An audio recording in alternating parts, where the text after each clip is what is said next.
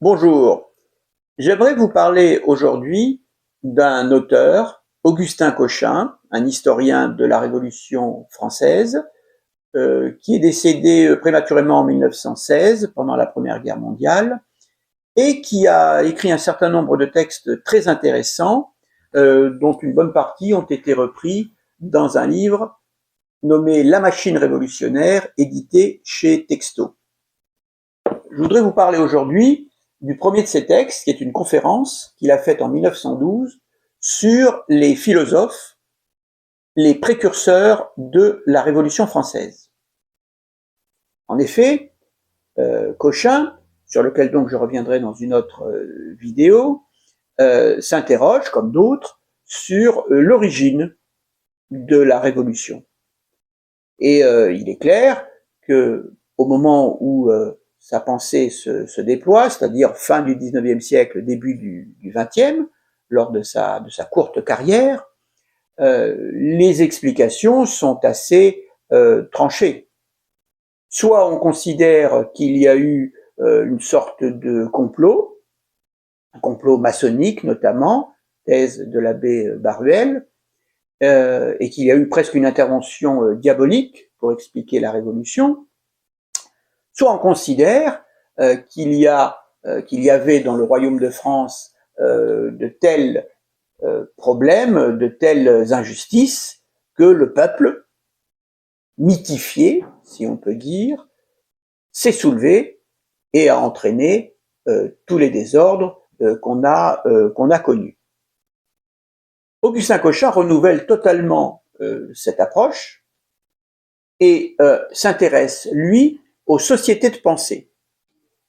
Et Augustin Cochin montre que le fondement même de toutes les spéculations philosophiques relatives à la société, à l'État, sont en fait fondées sur la raison. La raison, on pourrait dire avec un R majuscule, qui a presque le rôle de la grâce dans la religion catholique, notamment chez Diderot. Tous les raisonnements, toutes les spéculations sont donc fondées sur la raison, et c'est ainsi que se crée, dit Cochin, une véritable cité intellectuelle, et il fait référence à l'auteur comique grec de l'Antiquité, Aristophane. Il parle de la cité dans les nuées. Et c'est une cité qui est totalement séparée de la cité terrestre, pourrait-on dire, car elle est fondée uniquement sur la raison, et ce n'est pas parce qu'elle est entièrement théorique, dit Cochin, qu'elle n'a pas de force. Pendant des décennies, des gens ont pensé à l'édification de cette cité fondée sur la raison, débarrassée de la tradition et de tout ce qui pouvait faire l'objet de vénération, pourrait-on dire, irraisonnée, notamment l'amour envers le souverain. Cochin montre que cela va très loin. C'est ainsi qu'on a parlé de secte des philosophes. Et le mot est bien choisi. C'est-à-dire qu'il y a une véritable croyance de nature religieuse qu'on peut bâtir une cité juste, conforme à la justice, parce qu'elle est conforme à la raison. Et s'agissant d'une secte, on en retrouve les caractéristiques. Cette secte fait ce qu'on appellerait aujourd'hui de l'entrisme. Elle gagne peu à peu les différentes institutions de l'Ancien Régime, et par exemple, on peut considérer qu'à compter des années 1760-1770, l'Académie française est gagnée majoritairement aux idées philosophiques. Cette secte fait de l'entrisme, et bien évidemment, elle pratique l'exclusion. C'est-à-dire que se met en place peu à peu un schéma de pensée et un mode d'organisation qui exclut tous ceux qui ne pensent pas comme le dogme de la secte. Cette secte devient ainsi une sorte d'église, mais c'est très curieux, dit Cochin, c'est une église sans dogme. Et ceux qui n'adhèrent pas à cette république des lettres, autre expression du XVIIIe siècle, qui se développe principalement dans les salons, eh bien, ceux qui n'y adhèrent pas sont des infâmes, suivant le mot de Voltaire. Le but, en effet, est non seulement de raisonner en vase clos, mais en même temps, comme toute secte le souhaite, de s'étendre. Et de s'étendre pour conquérir l'opinion. L'opinion, la nouvelle reine du monde, comme a dit Voltaire. Et donc, peu à peu, par épuration, pourrait-on dire, successive, on en reste entre soi. C'est ce qu'on appelle l'entre-soi aujourd'hui. C'est-à-dire, tous les gens qui font partie de la secte pensent plus ou moins la même chose. Et Cochin fait ici une distinction entre l'orientation et la direction des esprits. La direction des esprits, ça pourrait être celle d'un directeur de conscience dans la religion catholique. L'orientation des esprits, c'est différent.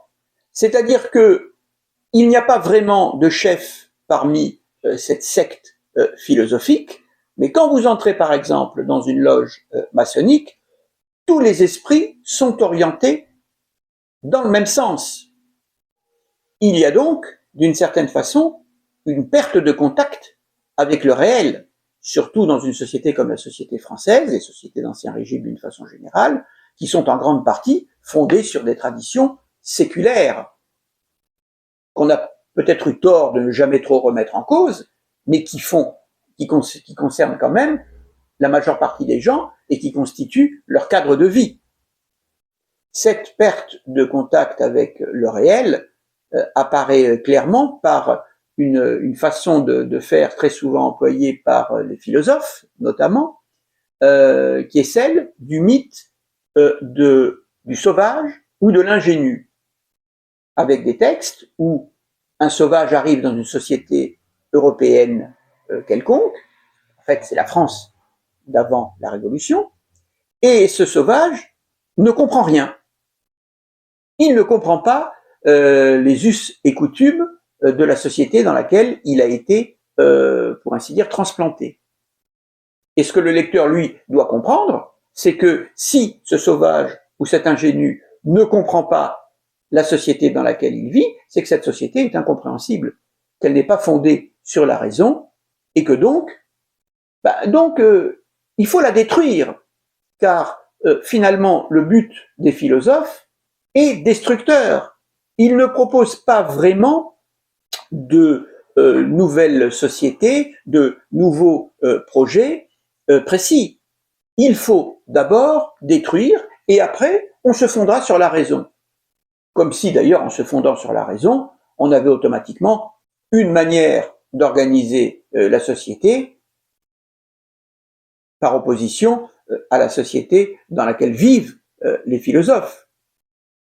Et pour conclure son propos sur donc l'influence des philosophes, Augustin Cochin dit que cette façon de faire a été extraordinairement efficace.